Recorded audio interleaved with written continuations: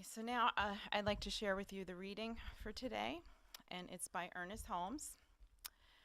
And he says, "The ever-abundant presence of life is available for us to experience in every moment, in every place. A transformation of your mind is required to reveal this truth through our life. All is love, yet all is law. Both love and law are perfect, and we, as individuals, can experience only what we really believe and act upon." Now it is my pleasure to introduce our musical inspiration, John Stringer. Thank you.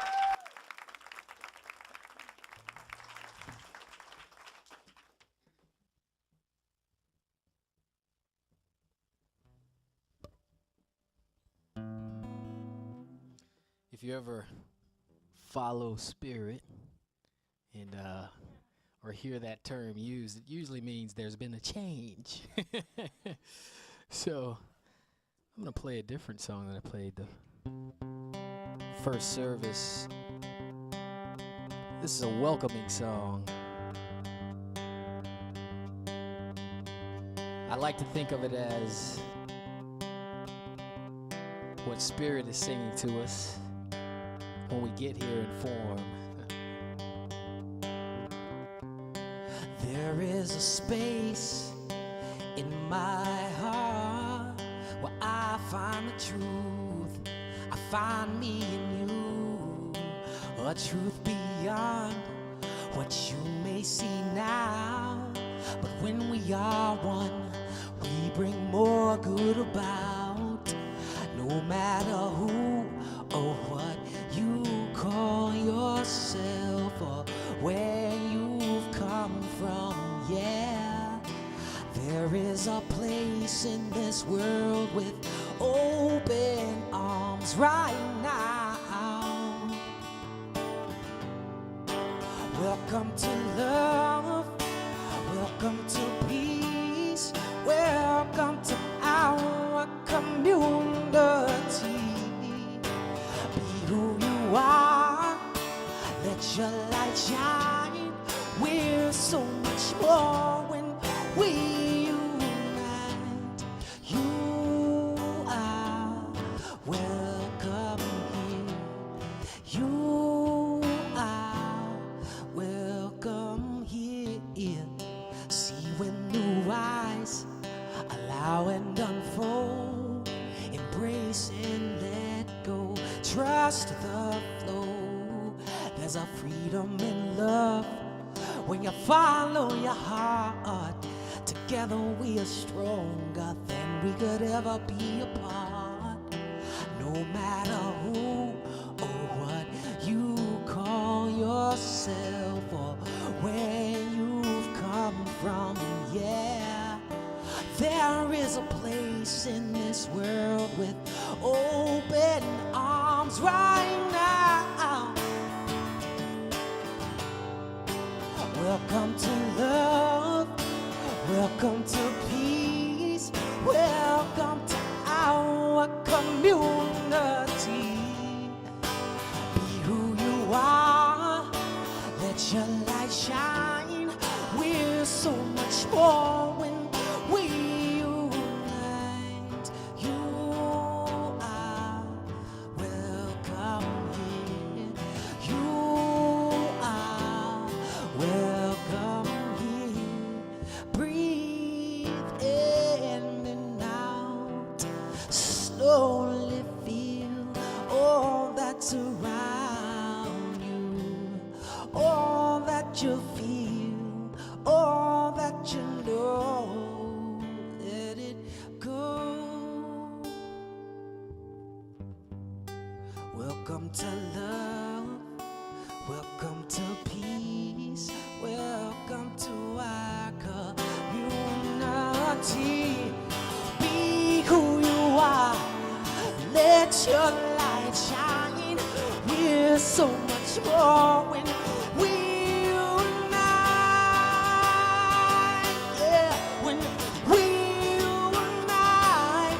Oh, when we unite. Yeah, yeah, when we unite. help me out, say you are welcome here. You are welcome here. You are welcome here. Say love is welcome here. Love is welcome here. And bliss is welcome here. Bliss is welcome here. And joy is welcome here.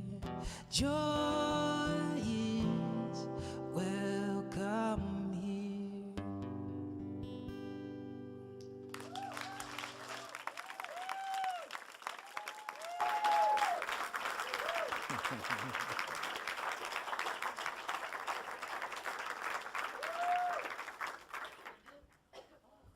John, thank you.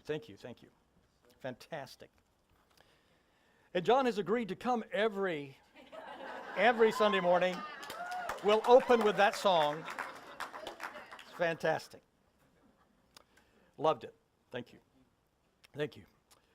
And I also love the title. I don't know if there it is. Kissed by God. I love that title.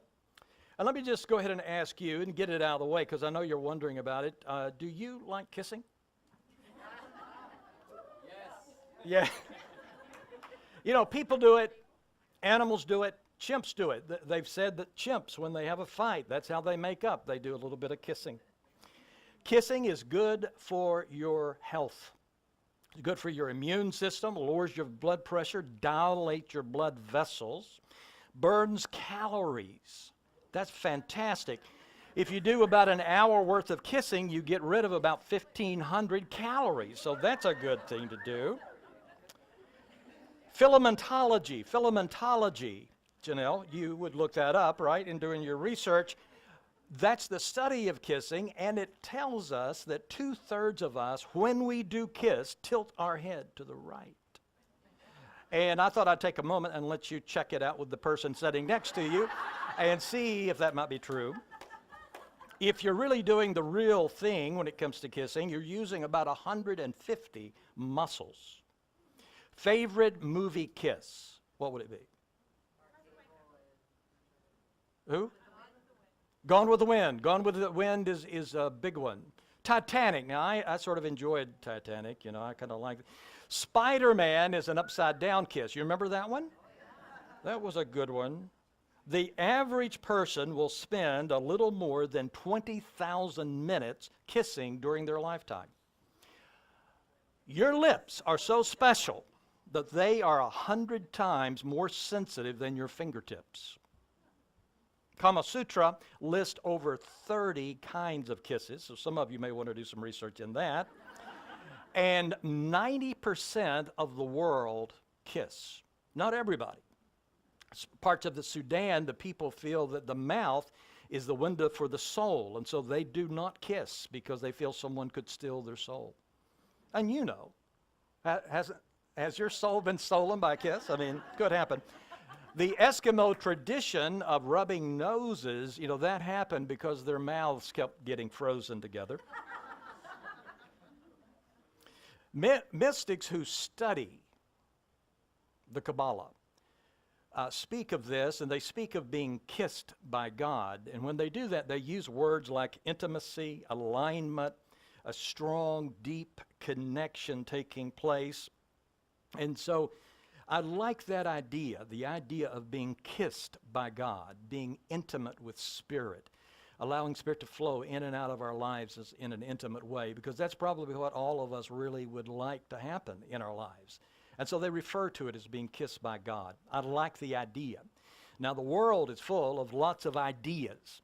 And some ideas are really good for you, and some ideas are not good for you. And so if you can imagine, just for today, I'm going to talk about two buckets. One bucket will have good ideas, and one bucket will have ideas that are not good for you, that will bring you down. So some ideas empower you, and other ideas make you feel bad.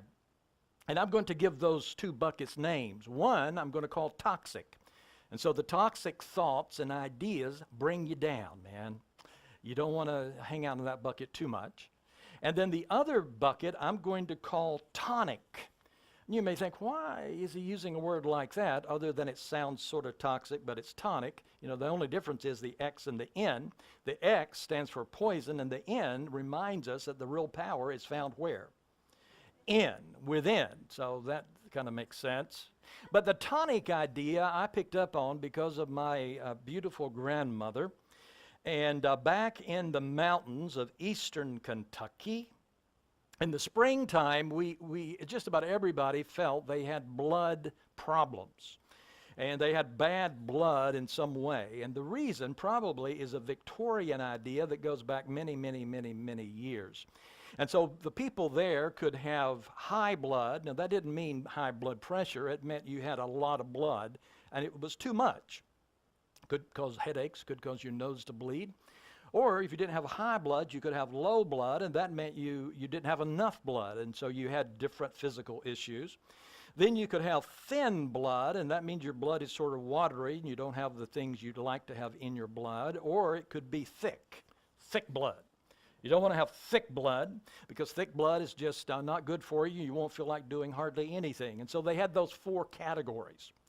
Now, that's especially important in the springtime, because during the winter, you were eating salted meats and canned foods and dried food and hanging out in the house most of the time because it was so cold. And so you needed a springtime tonic. You needed it bad. And so springtime would come, and maybe you'd call the herb doctor, or maybe you'd call the old healer woman who lived down the holler, and she would come up and say, "Oh, child, I've got a tonic for you now." And then she would give you the tonic, unless you were blessed like me, and my grandmother had her own personal recipe, and so she would put the tonic together. Now, this tonic could only be used for maybe a week or just once or twice. We know now scientifically that if you took it more than that, it could actually cause cancer. But taking it once or twice would give you energy. And so she would say, "Billy, come on, it's time to take your tonic." And so I would take the tonic, and she'd give me a kiss, and I'd run off to play in the mountain feeling very, very strong and powerful, and could run miles and miles and miles because that tonic was powerful. And the tonic, in case you'd like to make it, how many of you would like to make some today? You can just divide it into parts, and so you could use 3 parts sassafras. Sassafras bark is fantastic. Doesn't taste all that good, but if you're going to make a chicken coop, you can use that, and you won't have any chicken mites at all. So it's powerful stuff. That's just additional information for you. How many of you have chickens? Okay, never mind. I give you some more details. And then you do 3 parts sassafras, 1 part burdock.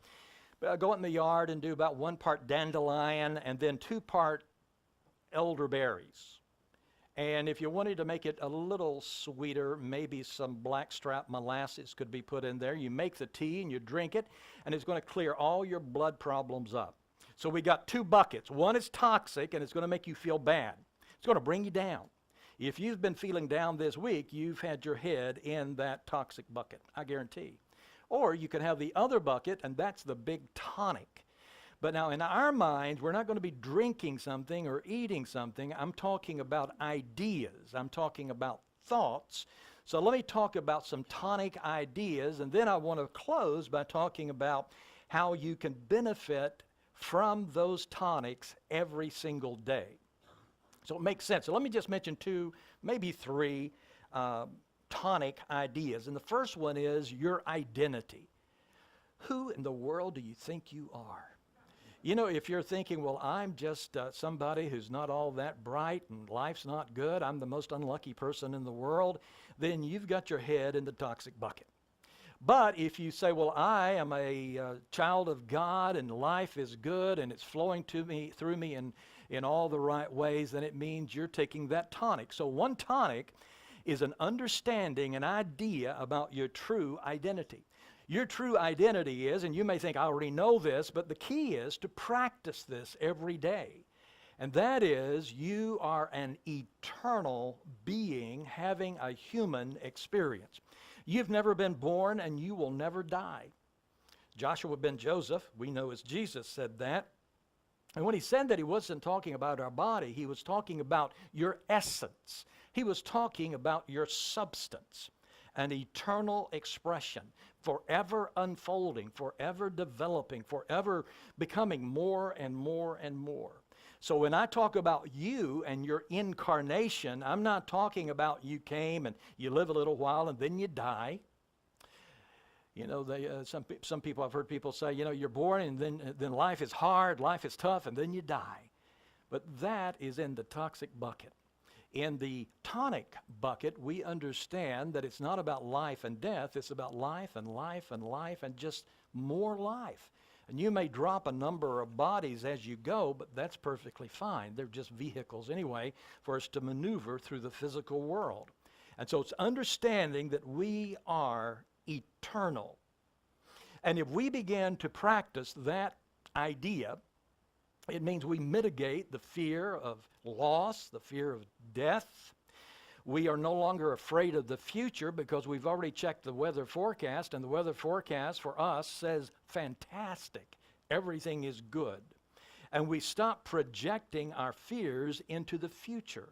And so we begin to eliminate all of that because we know that we are on the ride of a lifetime because we are divine beings. And just that identity changes everything.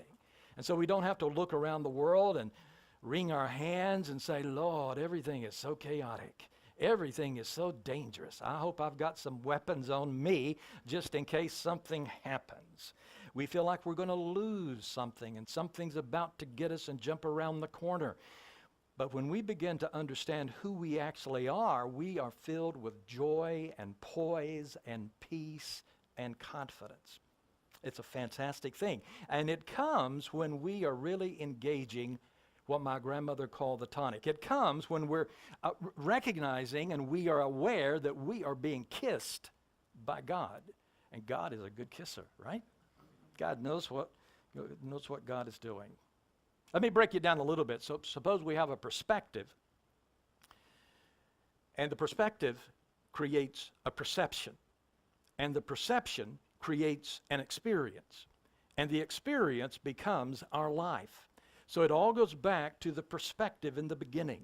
And so that's where we're wanting to really focus. We're wanting to make sure that we are bringing in the beautiful ideas to those perspectives.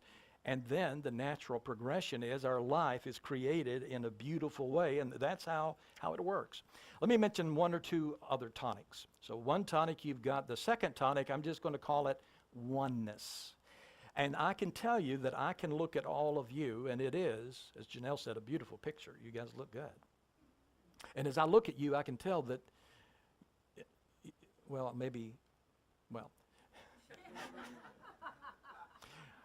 there's not a puppet. There's not a peon here. But you're a person.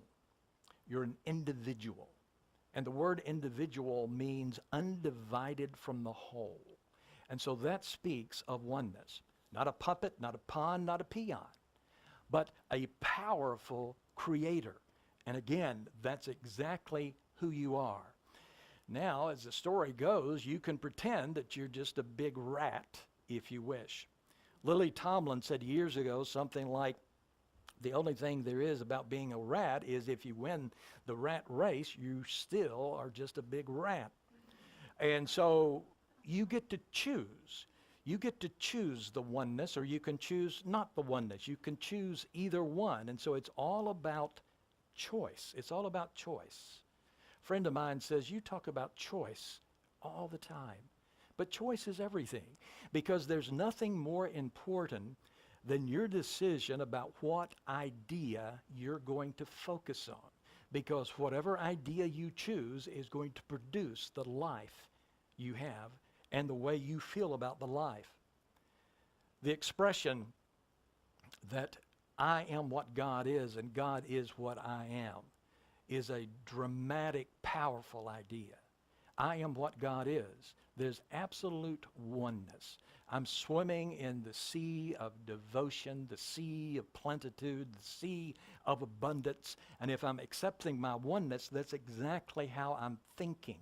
Those are the thoughts that I'm dwelling on, and that's what's being produced in my life. And I'll tell you, this idea of being toxic is, it's kind of boring, really. You know, it's walking around saying, you know, I kind of climbed out of the slime and there's nothing really that good about me and my DNA is limited and not working all that well. And I tell you what, if you knew my parents, you'd be crying for me. You'd be feeling sorry for me because my life is so bad. And you can see toxic thoughts just really don't make us feel all that good. But the tonic embraces life. It opens up everything. It opens up the horizon. We begin to be able to see way, way beyond anything we've seen before simply because we're on such a high place. And it all depends on the tonic or the toxic thing. You, as you know, are created in the image and the likeness of God.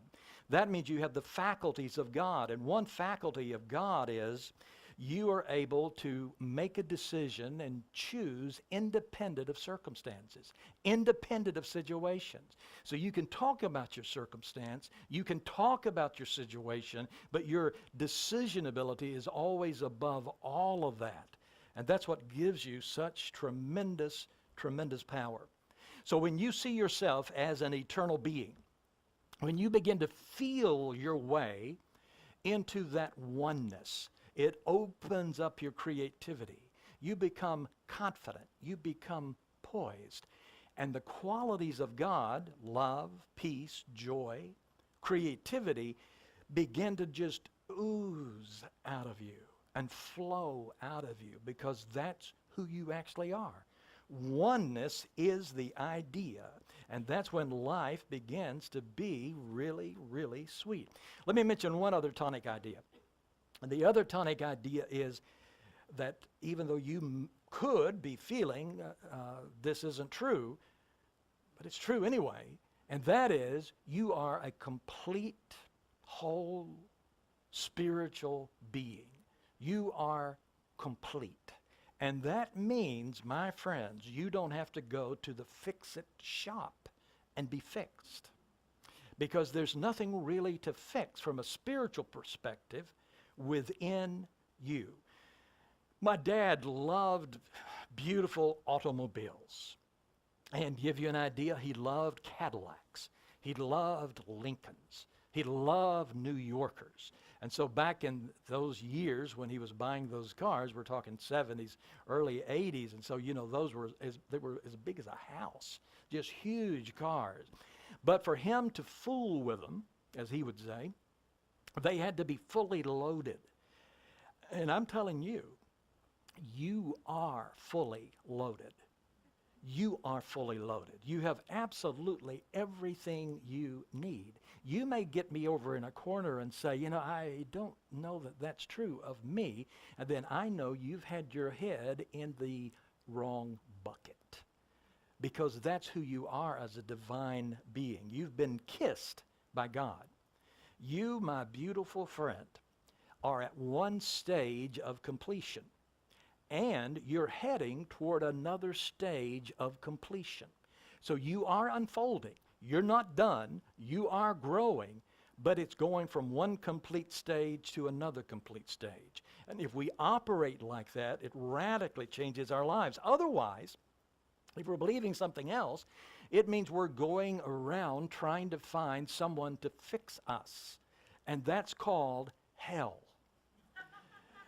Hell means I'm empty, somebody please give me what I need.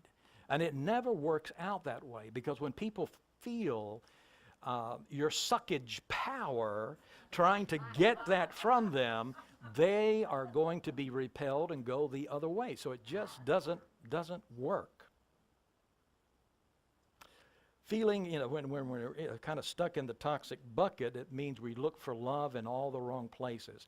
It means even if you found a happy hour to go to, after you get there, it becomes a sad hour after about 5 minutes, because again, you're not bringing the fullness that you are. Sometimes we think we're malformed and we're not done and we're not quite right in some way. Somebody told me once, in fact, they drew a circle on a board, and they were talking about relationships, and they said, they drew a half circle, and they said, everybody in here without a partner is a half circle. And I knew that was a lie immediately. It's just not true. But if you're living as if you're a half circle, you will feel like a half circle. You, my friend, I was looking at the full moon the other day. Some of this talk came out of the full moon, I believe. But if you're thinking about the full moon, you are the full moon, shining your beautiful light. That's exactly who you are. And when you have that kind of an awareness, you live from a destiny that feels good. I don't know if you've ever seen a caterpillar crawling along and you look at it and you say, well, that poor little thing, poor little caterpillar. It's just not complete. It's just not whole. But the truth is, it is whole, perfect, and complete. It is whole unto itself. And then when it becomes a butterfly, the butterfly is whole unto itself. We do go through stages, but we're whole and complete at all times. But we need a ritual of some kind so that we can maintain that. I'm big into wake-up rituals because when you first wake up, for the first 30 seconds, you may not really know where you are or even what you are. But then you quickly get your bearings, and then you think, oh yeah, what am I supposed to worry about today? Oh yeah, I got it now. And what am I supposed to do today that I don't really want to do? Oh, I remember now. And then within 5 minutes, we've buried ourselves under all kinds of things.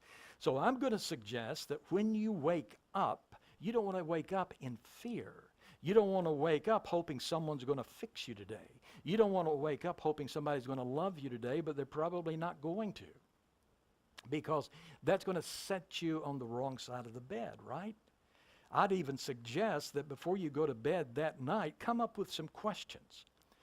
Great questions will create a great life. Beautiful questions will create a beautiful life. So prepare your questions so when you wake up, you can pick the list up and ask questions like, okay, who can I shine my light on today? Who could I lift today? How could I not find my completeness, but how could I reveal my completeness today?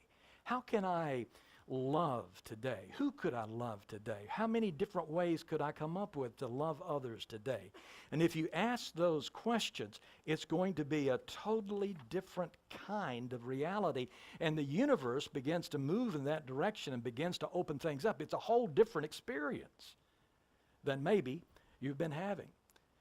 I'm telling you, the toxic thing is, it is boring.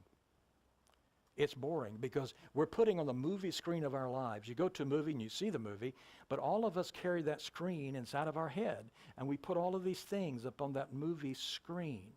And when we're trapped in just being toxic and going in that direction, we say things like, well, I'm a loser, and I'm miserable, and I must have bad breath because nobody will give me any kisses. I've been trying to get kisses, and when I approach, people run. And so I don't know what's up with that. And I'm bad, and I'm sad, and let's just go eat worms together because it's just not working.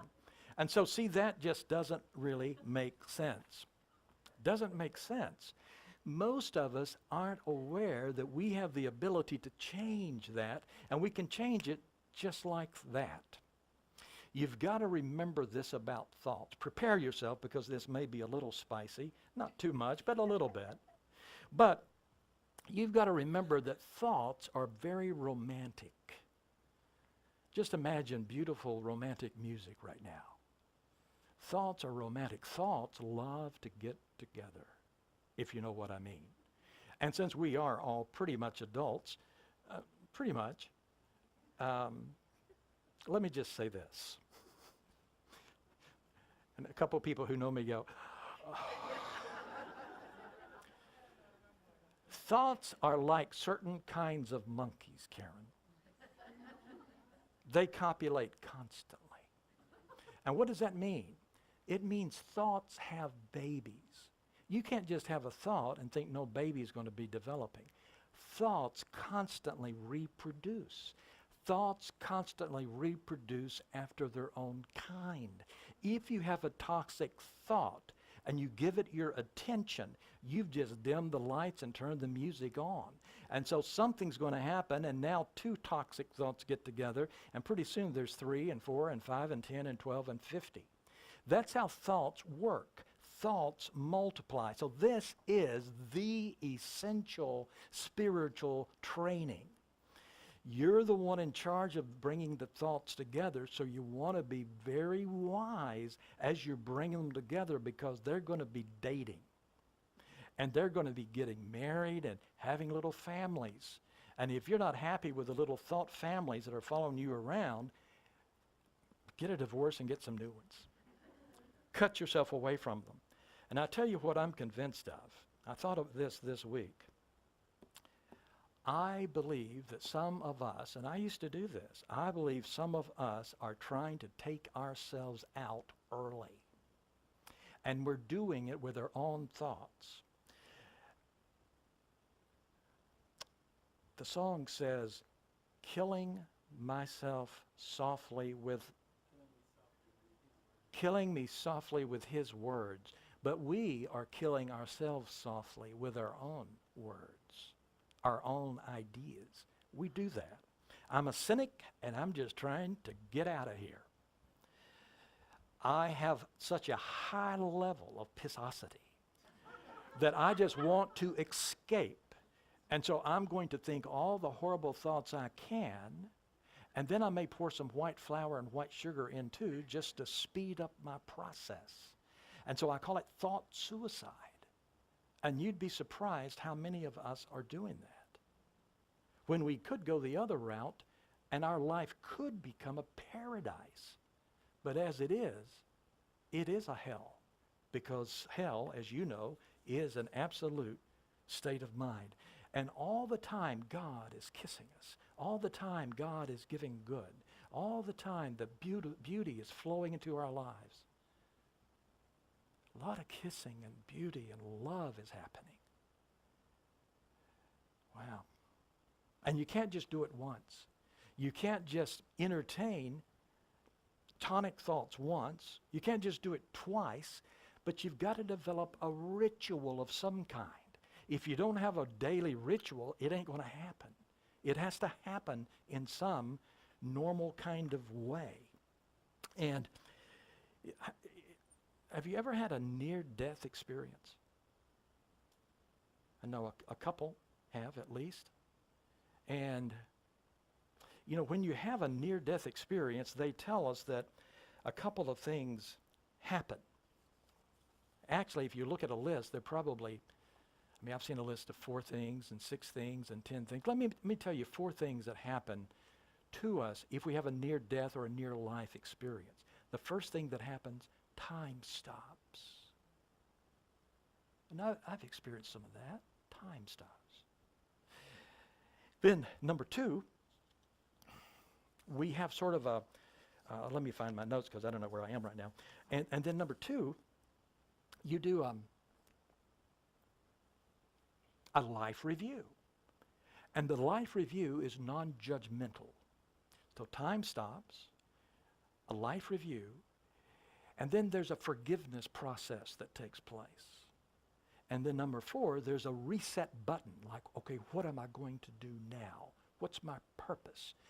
So they tell us that those 4 things, sometimes a few other things, but those 4 things take place.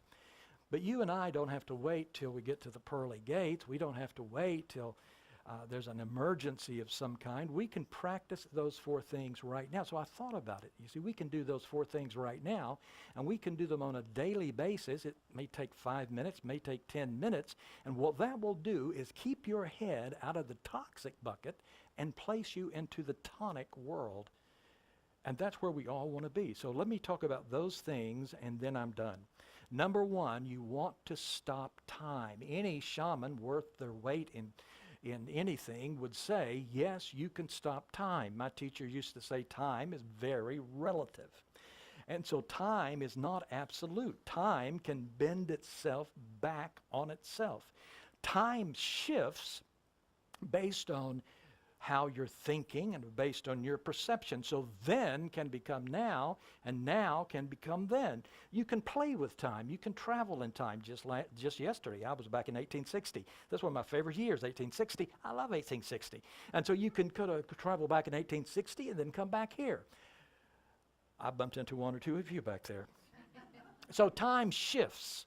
It's like if you're at the airport and you're waiting for a loved one to land, there's a storm and they're not there and the plane is late. It seems like time has slowed down. It's driving you crazy. Or if you're in love and you're with someone that you really love and you don't feel like you have all that much time and you think, wow, we've only been together 5 minutes, but on the clock it says it's been 6 hours, but it's going so quickly. So it all depends on your perception. So you have the ability to stop time.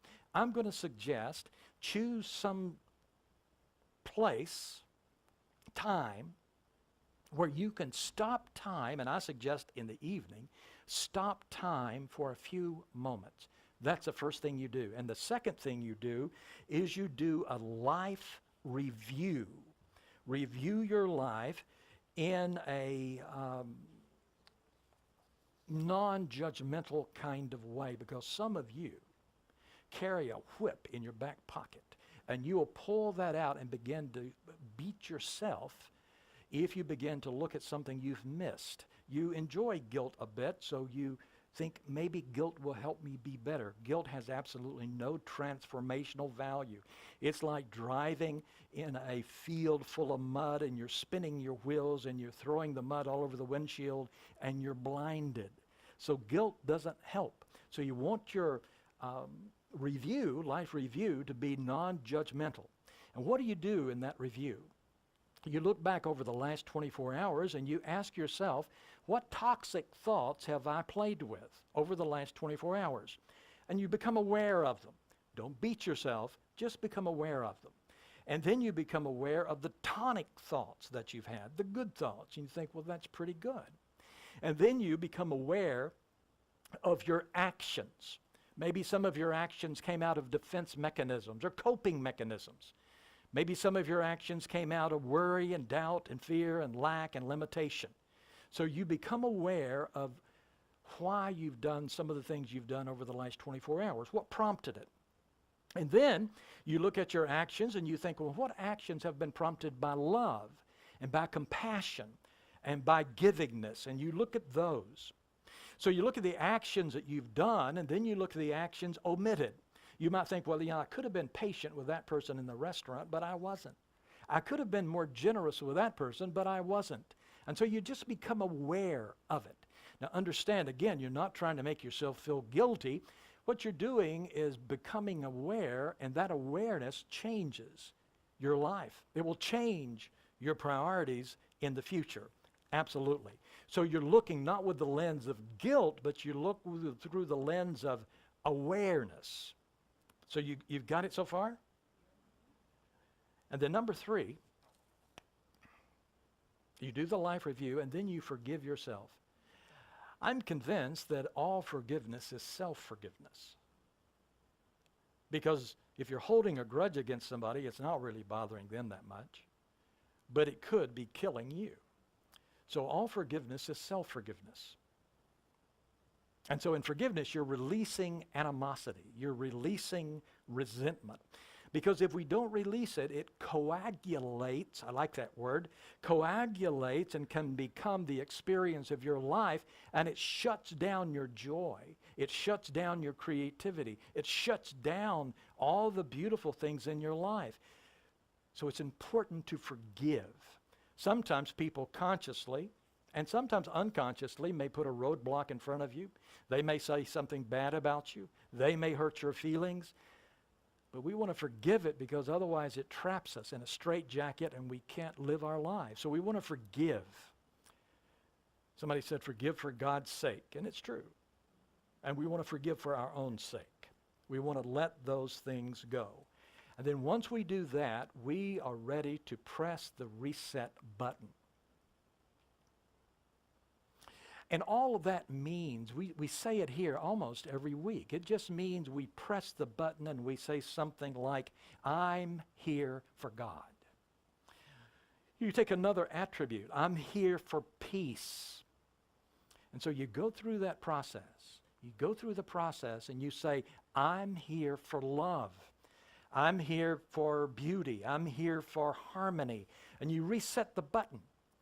And then if somebody bumps into you and they say, what in the hell are you doing here? You say, I'm glad you asked. I'm here for love. I'm here for peace. I'm here for joy. I'm just a big container of blessing. And if you shake me, the blessings just pour out because you're clear on who you are. You're an instrumentality for which God can flow through and bless other people. And that's the activity. It's pretty easy. It doesn't take all that long, just 4 steps. But God, it radically changes everything. Some of us watch horror movies in our minds. Some of us watch movies that are beyond triple X for the harm that it can do to us. So you want to get a new movie. And the way we can do that is by just going through that structured process. And your awareness multiplies. It goes way, way up. And your life and my life, our lives are transformed. In my lifetime, I've been a drifter at times. And a drifter says, I'm going to go over there. And then I wake up the next day and I'm over there, drifting. It's like a leaf that falls into a stream and it flows down and it just goes wherever the stream goes. And that's what we do sometimes. We don't want to do that. We want to set the intention. But we can set the intention, but it just falls away easily. We forget. But if we have some kind of practice, every 24 hours, it will bring us back to that practice. And so we're no longer drifting. And then we're directed. And we have the intention. And so we do that checkup. Stop time, life review, observing without judgment, forgiveness, and we push the reset button. And then we proclaim to ourselves, I'm here for God. I'm here for peace. I'm here for joy. I'm here to give. I'm here to bless. It changes everything. So what's the last movie you've seen in your head? Well, think about it. You might want to get a new one. You might want to get one of those really good kissing movies and check it out. And if you see any kisses anytime soon, let that remind you that Spirit is constantly kissing you, embracing you, loving you. That feels good. I get chills thinking about it. Let's turn within.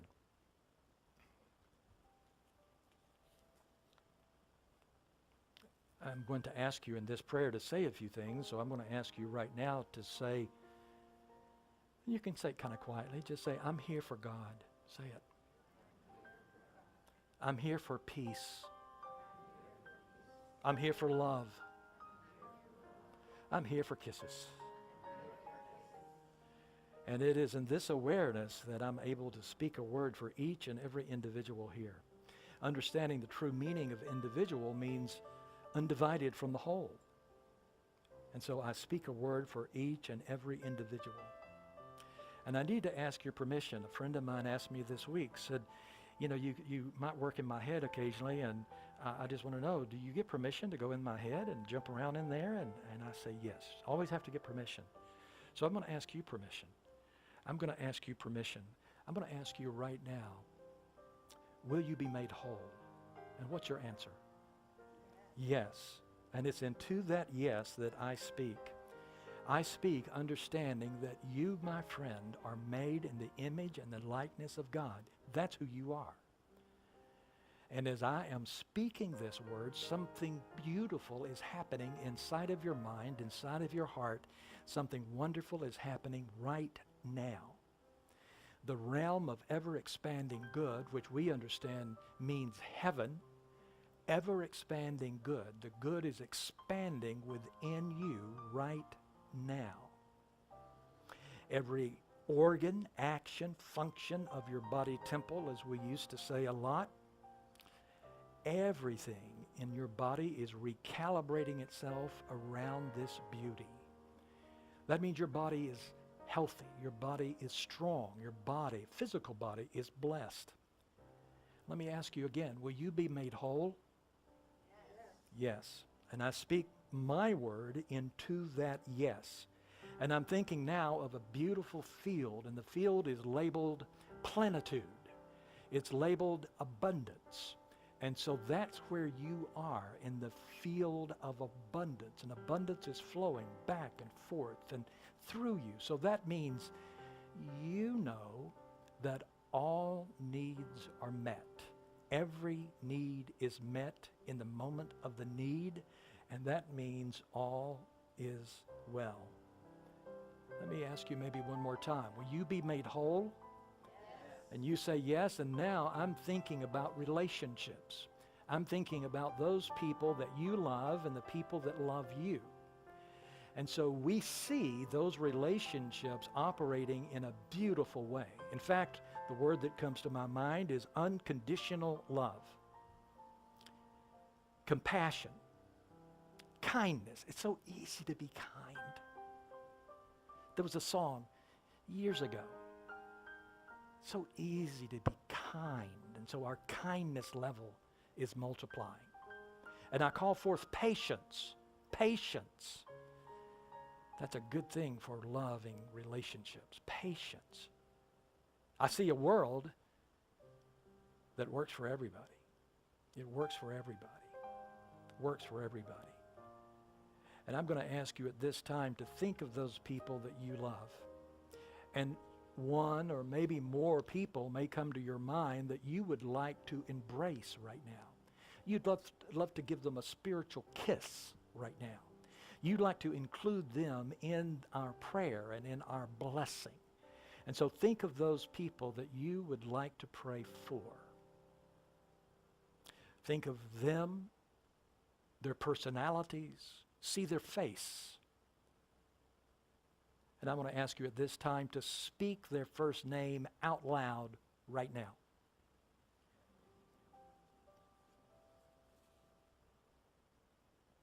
And as we contemplate the names that have been spoken, we know that where they are right now, God is. We know where they are right now, Spirit is. God is where we are. God is where they are. We see them being blessed. And let's just for fun, let's mess with them just a bit. And so let's put a little chill on their arm. And that little chill says to them, you're loved. And you're surrounded by good and surrounded by Spirit. I release this word knowing that it cannot return to me void. It must be fulfilled because we place it in the divine yes, and the answer is always yes. And it's in the nature of the Christ presence that's within each of us and within them and within all things, that we let it be, and we say, as the beautiful community that we are, we say together, and so it is. Amen? Thank you very much.